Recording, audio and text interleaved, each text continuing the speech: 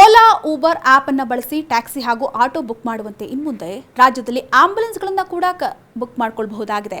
ಈಗಾಗಲೇ ಖಾಸಗಿ ಕಂಪನಿಯೊಂದು ಇಂತಹ ಸೇವೆಯನ್ನು ಆರಂಭಿಸಿದ್ದು, ಅದೇ ಮಾದರಿಯಲ್ಲಿ ರಾಜ್ಯ ಸರ್ಕಾರ ಕೂಡ ಆಂಬ್ಯುಲೆನ್ಸ್ ಸೇವೆಯನ್ನು ಕಲ್ಪಿಸಲು ಮುಂದಾಗ್ತಾ ಇದೆ. ಹೌದು, ಆಂಬ್ಯುಲೆನ್ಸ್ಗಳಿಗೆ ಸರ್ಕಾರವೇ ದರವನ್ನು ನಿಗದಿ ಮಾಡಲಿದ್ದು, ಅಗತ್ಯ ಇರುವವರು ಮೊಬೈಲ್ ಆಪ್ ಅನ್ನು ಬಳಸಿ ಅವುಗಳ ಸೇವೆಯನ್ನು ಪಡ್ಕೊಳ್ಳಬಹುದಾಗಿದೆಯಂತೆ. ಇದಕ್ಕಾಗಿ ರಾಜ್ಯದಲ್ಲಿನ ವೈದ್ಯಕೀಯ ಆಂಬ್ಯುಲೆನ್ಸ್ ಸೇವೆಯನ್ನು ಇನ್ಮುಂದೆ ಕರ್ನಾಟಕ ಖಾಸಗಿ ವೈದ್ಯಕೀಯ ಸಂಸ್ಥೆ ಕಾನೂನಿನ ಅಡಿಯಲ್ಲಿ ತರಲು ನಿರ್ಧರಿಸಿದ್ದು, ಈ ಕುರಿತಂತೆ ಮುಂಬರುವಂತಹ ವಿಧಾನಸಭೆಯ ಅಧಿವೇಶನದಲ್ಲಿ ಕಾಯ್ದೆ ಜಾರಿಗೆ ತರಲಾಗುತ್ತಂತ ಹೇಳಿ ಆರೋಗ್ಯ ಇಲಾಖೆ ಸ್ಪಷ್ಟಪಡಿಸಿದೆ.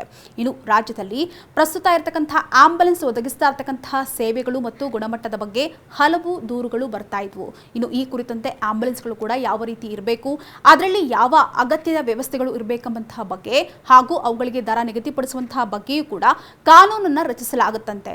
ಇನ್ನು ಇನ್ಮುಂದೆ ಆಂಬ್ಯುಲೆನ್ಸ್ ಸೇವೆ ಒದಗಿಸುವವರು ಮತ್ತು ಮೊಬೈಲ್ ಹೆಲ್ತ್ ಯೂನಿಟ್ಗಳು ಖಾಸಗಿ ಆಸ್ಪತ್ರೆಗಳ ರೀತಿಯಲ್ಲಿ ಕೆಪಿಎಂಇ ಅಡಿಯಲ್ಲಿ ನೋಂದಣಿಯನ್ನು ಮಾಡಿಕೊಳ್ಬೇಕಂತೆ.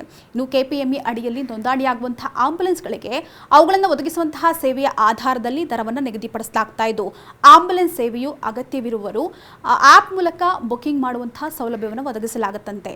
ಇನ್ನು ಈ ಮೂಲಕ ಆಂಬ್ಯುಲೆನ್ಸ್ ಸೇವೆಯಲ್ಲಿ ಪಾರದರ್ಶಕತೆಯನ್ನು ತರಲಾಗುತ್ತಂತೆ.